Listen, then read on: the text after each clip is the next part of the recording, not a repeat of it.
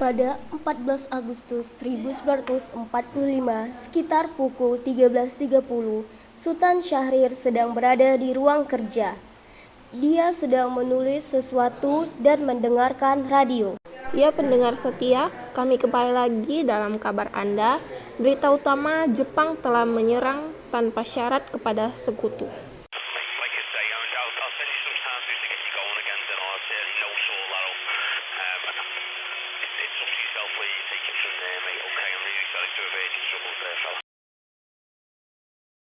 Apa benar yang kudengar barusan? Aku harus memberitahu Bung Karno dan Bung Hatta.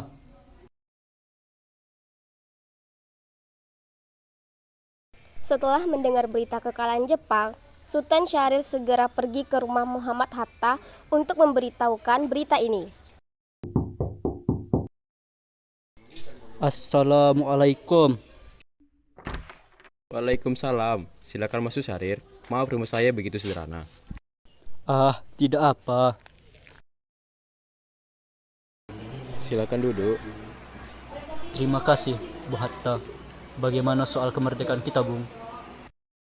Bukankah soal kemerdekaan sudah diserahkan kepada PPKI? Tetapi menurut saya, bukankah lebih baik kemerdekaan segera dilaksanakan tanpa melalui PPKI? Apa maksud Bung Syahrir berkata seperti itu? PPKI adalah bentukan Jepang. Jika kita merdeka melalui PPKI, sekutu akan menganggap Indonesia buatan Jepang. Sebaiknya kita segera memproklamasikan kemerdekaan kita atas nama bangsa Indonesia selagi kita dalam masa vacuum of power. Vacuum of power? Saya mendengar dari radio bahwa Jepang telah menyerahkan pada sekutu. Itu artinya Indonesia sedang berada dalam kekosongan kekuasaan. Jadi, ini adalah kesempatan yang baik untuk kita memproklamasikan kemerdekaan sebelum sekutu datang. Saya setuju. Tapi apakah Bung Karno sependapat dengan kita? Bagaimana kalau kita menghubungi Bung Karno terlebih dahulu? Ide yang bagus.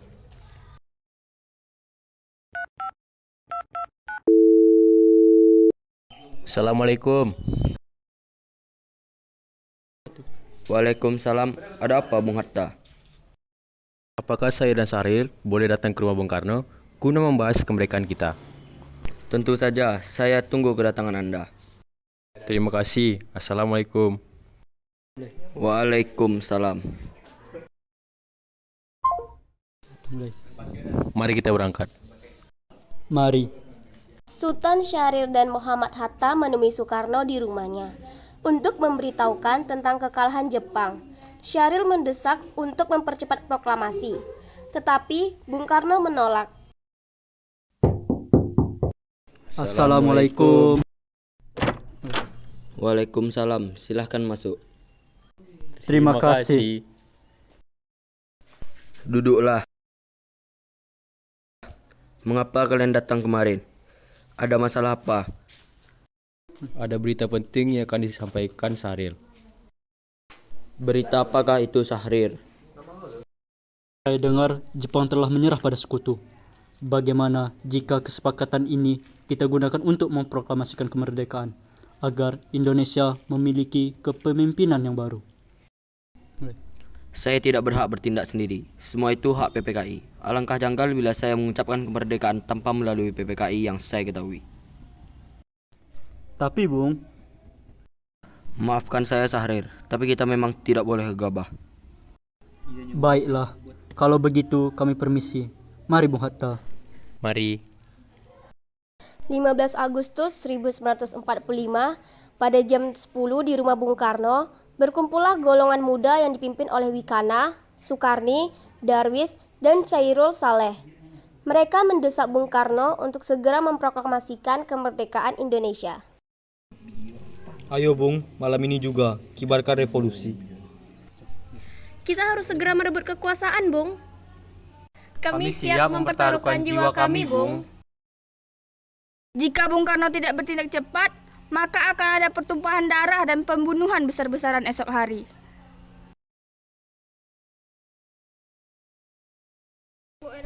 Potonglah leherku sekarang, tak usah menunggu esok hari. Sudahlah, tak ada gunanya Anda bertengkar. Mari duduk kembali dan bicarakan ini baik-baik.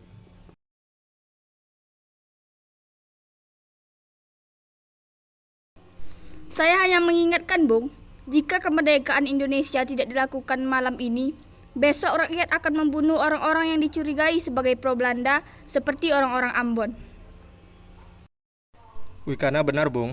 Lagi pula, mengapa kita harus menunggu Jepang memerdekakan kita jika kita bisa mewujudkan kemerdekaan kita sendiri? Kekuatan kita tak sebanding dengan kekuatan Jepang dan sekutu. Kita tidak akan dapat bertahan sendiri setelah mereka tanpa bantuan mereka. Saya yakin kita bisa, Bung. Kita bisa. Benar, Bung. Mari kita segera laksanakan proklamasi. Benar, Bung. Cepatlah. Malam ini, Bung. Malam ini. Tenang, tenang. Ini sudah malam. Tak ada baik Anda semua membuat keributan seperti ini. Saya mengerti bagaimana perasaan saudara, tapi saya tidak dapat mengabulkan permintaan saudara karena saya takut akan ada banyak lagi korban jiwa. Setelah usahanya mendesak, golongan tua gagal. Para pemuda lalu melaksanakan pertemuan di Jalan Cikini nomor 71. Mereka lalu sepakat untuk menculik Soekarno, Hatta, dan membawa mereka ke Rengas Dengklok. Saudara-saudara, sebagaimana yang telah kita ketahui, Bung Karno menolak untuk segera melaksanakan proklamasi. Lalu, apa yang harus kita lakukan? Kita culik Bung Karno dan Bung Hatta. Lalu, kita desak mereka untuk segera melaksanakan proklamasi. Culik? Iya, kita bawa keduanya ke suatu tempat dan kita bujuk mereka. Itu benar. Dengan begitu, Jepang tidak akan bisa mempengaruhi mereka. Tapi, kemana kita akan membawanya? Bagaimana dengan Rengas Dengklok? Rengas Dengklok itu luas. Di mana kita akan menempatkan keduanya?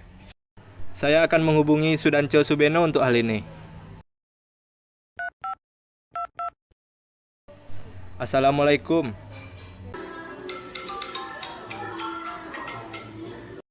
Waalaikumsalam, ada apa Darwis? Kami akan menculik Bung Karno dan Bung Hatta untuk mendesak mereka agar segera melaksanakan proklamasi. Apa? Menculik mereka? Iya, dan kami sepakat untuk membawa mereka ke Rengas Dengklok. Bisakah kamu memberikan keamanan kepada kami dan mencarikan kami tempat untuk menyembunyikan Soekarno dan Hatta? Tentu, saya akan mengamankan Anda semua. Untuk tempat, nanti kita pakai rumah Jiao Kiosong. Baiklah, terima kasih Subeno. Sama-sama. Subeno setuju, dan kita akan ditempatkan di rumah Jio Kiesong. Kapan kita akan menculik Bung Karno dan Bung Hatta? Secepatnya. Besok subuh, Anda setuju? Pukul berapa tepatnya? Pukul 4 bagaimana? Setuju! Keesokan harinya, pada tanggal 16 Agustus 1945, pada pukul 4, rombongan pemuda menculik Bung Hatta untuk dibawa ke Rengas Dengklok tanpa sepengetahuan golongan tua. Assalamualaikum. Waalaikumsalam. Mari Bung Hatta harus ikut kami. Akan dibawa kemana aku ini? Lagi pula, mengapa kita harus pergi? Rengas Dengklok ini sudah menjadi keputusan para pemuda. Selain itu, rakyat akan menyerbu kota. Apa yang Anda bicarakan? Jika itu benar, kita tidak akan bisa melawan, karena tentara Jepang di Jawa masih utuh. Ini sudah jadi kesepakatan kami, Bung, dan Anda harus tetap ikut kami ke Rengas Dengklok. Ini demi kebaikan Anda, Bung. Ayolah, Bung, waktumu hampir habis. Baiklah.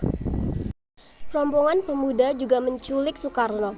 Soekarno bersedia ikut dengan rombongan pemuda ke Rengas Dengklok jika anak dan istrinya diajak pula. Bung Karno, Bung Karno. Iya, ada apa? Anda harus ikut kami ke Rengas Dengklok. Untuk apa aku ikut dengan kalian? Ini sudah jadi kesepakatan para pemuda, Bung. Kami akan membawa Anda dan Bung Hatta ke Rengas Dengklok. Sadarkah kalian jika aku memiliki istri dan anak yang masih kecil? Bagaimana dengan mereka?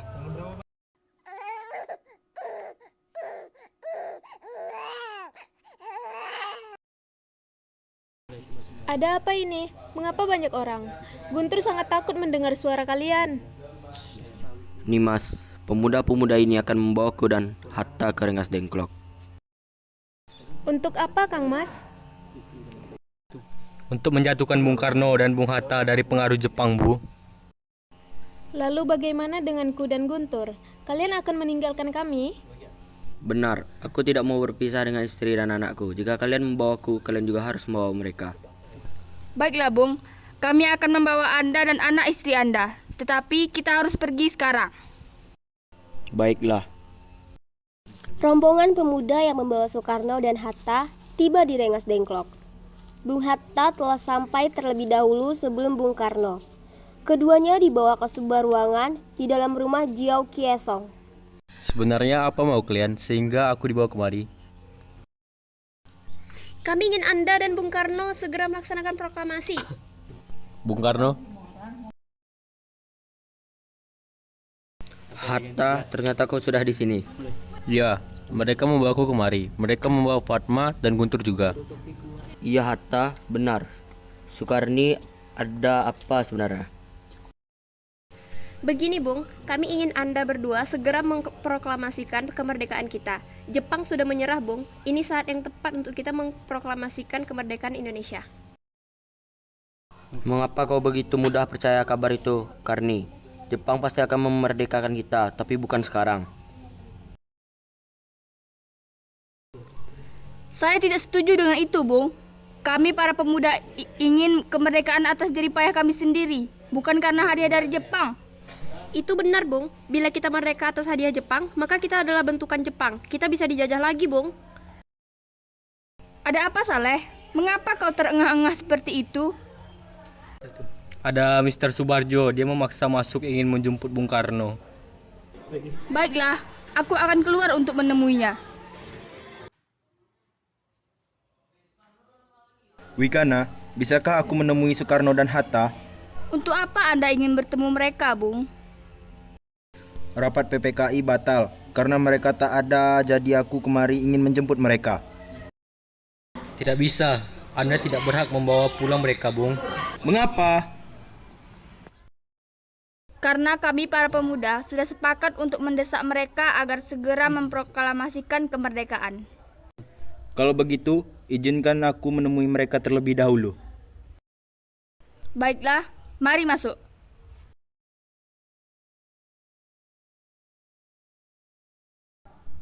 Ada apa Subarjo? Rapat PPKI batal. Selain itu, saya ingin menyampaikan bahwa Jepang telah menyerah kepada sekutu. Jadi berita tersebut benar adanya? Iya benar, Bung. Bukankah saya dan Sarir sudah memberitahukan kepada Anda, Bung? Tapi saya belum percaya Hatta. Kalau begitu, tunggu apa lagi? Mari kita memproklamasikan kemerdekaan kita. Benar, Bung. Ya, sebaiknya memang begitu, Bung. Baiklah, saya akan menuruti permintaan kalian. Sesampainya di Jakarta pada 16 Agustus 1945 pukul 24 WIB, Soekarno mengantarkan anak dan istrinya pulang terlebih dahulu sebelum beliau merumuskan naskah proklamasi bersama para pemuda. Kita sudah sampai di Jakarta, Bung. Mari kita ke rumah Laksamana Maeda untuk membahas proklamasi. Baiklah, tapi tunggu, aku ingin mengantarkan anak dan istriku pulang terlebih dahulu. Silahkan, Bung, tapi kami akan mengantar Anda. 17 Agustus 1945 dini hari. Setelah sampai di rumah Laksamana Maeda yang terletak di Jalan Imam Bonjol nomor 1, Bung Karno pergi menemui Nishimura agar merubah status dan keadaan di Indonesia. Namun, Nishimura tidak mau, sehingga Bung Karno kembali ke rumah Laksamana Maeda. Di ruang makan, dalam rumah Laksamana Maeda, berkumpullah Insinyur Soekarno, Dr. Muhammad Hatta, Ahmad Subarjo, Sukarni, Sayuti Malik, dan Dia untuk merumuskan naskah proklamasi. Saudara-saudara, bagaimana bunyi naskah proklamasi kita? Kami, bangsa Indonesia, dengan ini menyatakan kemerdekaan Indonesia. Baik, sudah saya tulis. Lanjutannya, Bung. Hal-hal yang mengenai pemindahan kekuasaan dan lain-lain dilaksanakan dengan cara seksama dan dalam tempo yang sesingkat-singkatnya. Jakarta 17.805, Wakil Bangsa Indonesia. Ya, sudah selesai. Apakah Anda semua setuju? Setuju. Lalu, siapa yang akan menandatangani naskah ini? Bagaimana kalau naskah ini ditandatangani semua yang hadir? Saya rasa jangan. terlalu banyak. Menurut saya, lebih baik Bung Karno dan Bung Hatta saja yang menandatangani atas nama bangsa Indonesia. Sayuti, tolong ketikan naskah ini. Siap, Bung. Kapan kita akan melaksanakan proklamasi? Menurut saya, tanggal 17 adalah tanggal baik. Sebagaimana Al-Quran diturunkan tanggal 17. Selain itu, dalam sehari semalam, orang Islam sholat sebanyak 17 rakaat. Jadi, bagaimana kalau hari ini, Jumat, lagi tanggal 17 Agustus? Setuju, Bung. Lebih cepat, lebih baik. Pukul berapa kita akan melaksanakannya? Pukul 10 tepat, bagaimana? Saya akan menyuruh Fatmawati untuk menjahit bendera merah putih. Tolong siapkan tiangnya. Baik, Bung. Tapi di mana kita akan melaksanakannya? Di rumah Bung Karno.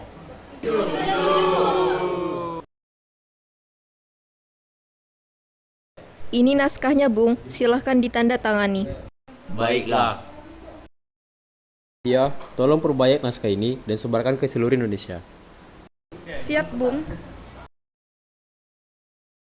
Jumat pagi pukul 10 WIB, semua orang telah berkumpul di halaman depan rumah Insinyur Soekarno di Jalan Pengangsaan Timur nomor 56, Jakarta, untuk mendengarkan pelaksanaan proklamasi. Bung Karno, Bung Hatta keluar ke serambi depan rumah diikuti oleh Ibu Fatmawati. Bung Karno mendekati mikrofon sebelum membacakan proklamasi dan mengucapkan pidato pendahuluan.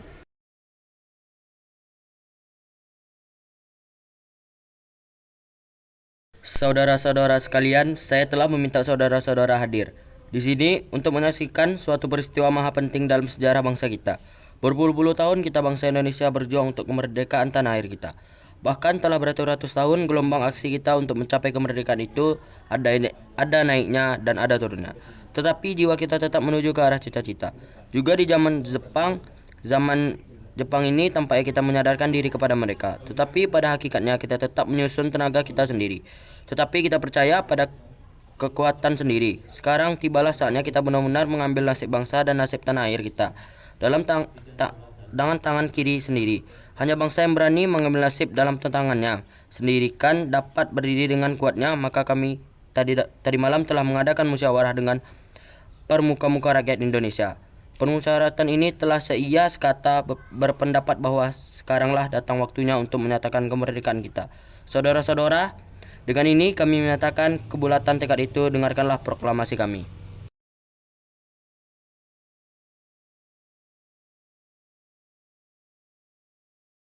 Proklamasi.